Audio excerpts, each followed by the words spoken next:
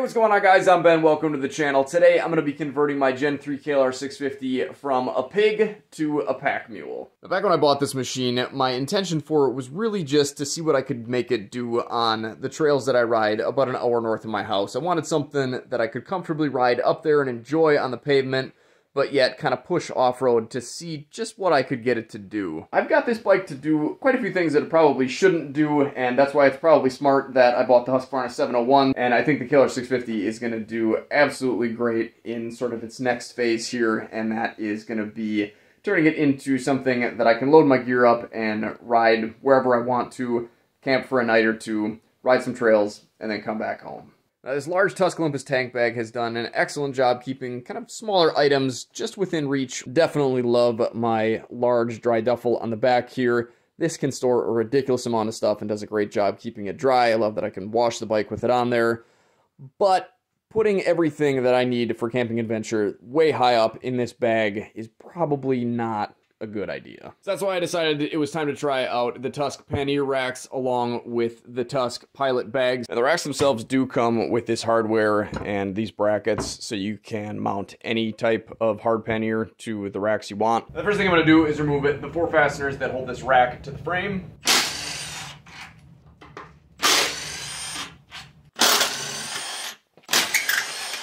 Then I'm going to grab my new racks here along with the longest fasteners preloaded with some blue Loctite, and we'll get those installed using those same fastener holes up at the top here. I'm going to thread these in a ways, but I'm not going to put them down tight until I have all of the brackets and all the fasteners in place.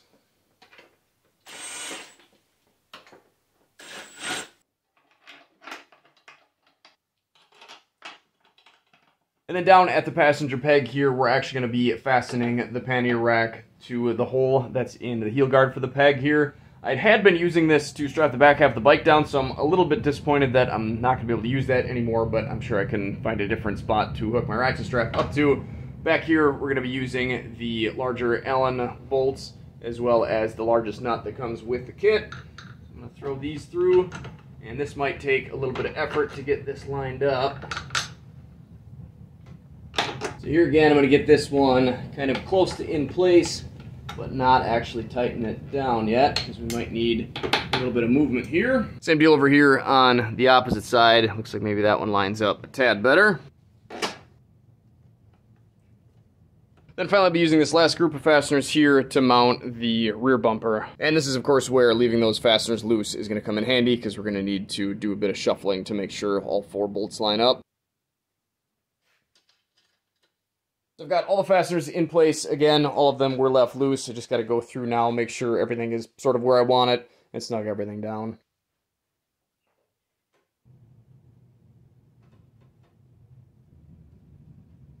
There we go, all snugged down. Everything looks pretty good, except for the 4 fasteners on the back here.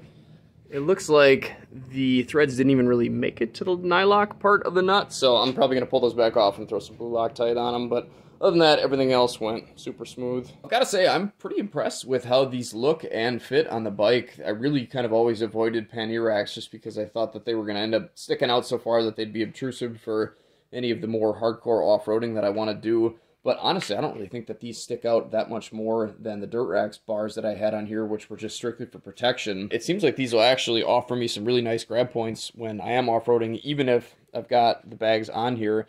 I mean, you could easily get 2 hands on the back bar here, so that's really surprisingly awesome. So I'm gonna get the bags put on and we'll see what those look like.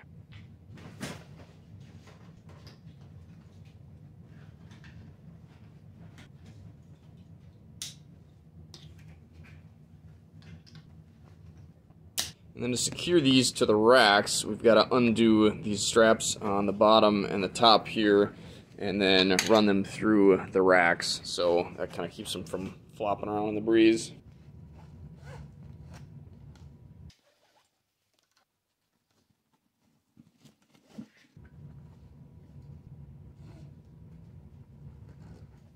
I am barely halfway through here, and I've got to say, I'm pretty sure that this is going to be super annoying. I'm really not looking forward to putting these on and taking them back off anytime that I want to switch from camping mode to just riding mode. And even when we're up north already and I want to take a trail ride, I think I'm definitely not going to want to pull these bags off. Obviously, the more you do it, the faster you're going to get, but it's still quite a bit of hassle, and that's why maybe going with the Olympus bags, where they just clip on to that quick release, would be a smarter option. Obviously, a little bit more expensive. I think you get a little bit more room inside of them, but definitely a much speedier process, I think, than this. Show you here, the nice thing about them is going to be, I don't like this part either. This is sort of annoying.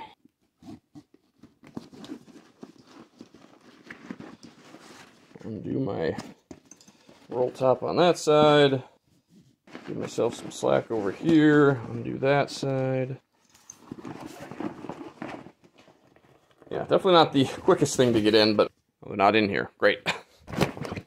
There they are. So what I was trying to say was, when I'm on my camping adventures, I really only will need to get in there and pull these dry bags out of there, and then I can just seal everything back up and take the bike out for a ride. Obviously, the bags maybe will be a little bit annoying and in the way, but I don't really think it'll be too big of a deal. So hopefully the only time that I'll actually have to pull these off or put them back on is just in between long spurts where I'm not actually going to be camping off of the bike.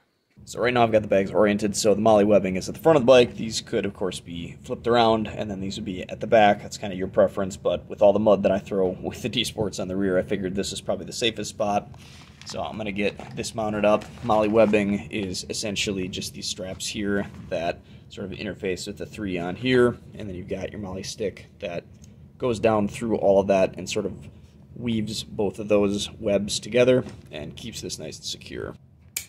We'll start with the bottle holder side with this face towards the bag. And with it threaded through one loop on here, we'll go through the first loop on the bike.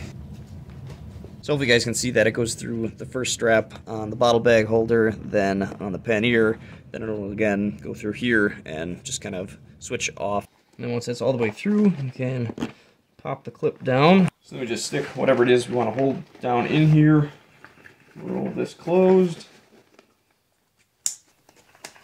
and then install the G-hook. And this I'm just going to feed through on the back side here, loop that through my top strap that's holding the bag to the rack, loop that through, pull that side back. Now, these things are formed in a way that it looks like they're kind of supposed to contour to the bag, so I guess this one's going to end up getting installed upside down. The one on the opposite side will be oriented the way that I would assume that it would be, but and then this will get looped up through like that and hang on there. I guess that tooth on the top just keeps it on there? I don't know. That seems wrong to me, but I guess maybe it's right. So there we go. Gen 3 is all set up and ready for some camping adventures this summer. I've got to say, I'm really pretty happy with how all this went together. Obviously, like I said, there's some fiddly things about the straps and the mounting of the bags, but all in all, I'm pretty impressed with how solid they feel on the bike. They seem like they should be awesome for the camping trips that I plan on taking this bike on. They seem like they don't really hinder the bike too much as far as the off-road ability. Obviously, once we get things loaded down and take this on some trips, I will definitely keep you guys up to date on how they perform. Definitely seem like they should hold up just fine. I've never had any issues with any of the other Tusk luggage that I've had, but I will keep you guys up to date. If I have any issues with these ever, I'll leave a comment down in the comment section. If you guys want to pick a set of these up or anything else on Rocky Mountain ATV and help me make more videos like this, there are affiliate links down in the description. If you click on one of those links and buy anything on the Rocky Mountain ATV website, they send a little bit back my way, which makes videos like these possible. Huge thanks to you guys that have been using those links. Thanks for watching, guys. Take care, stay safe, stay swanky. Get out, enjoy this beautiful world any chance you get. And if you can't do that right now, here's some more videos to check out in the meantime.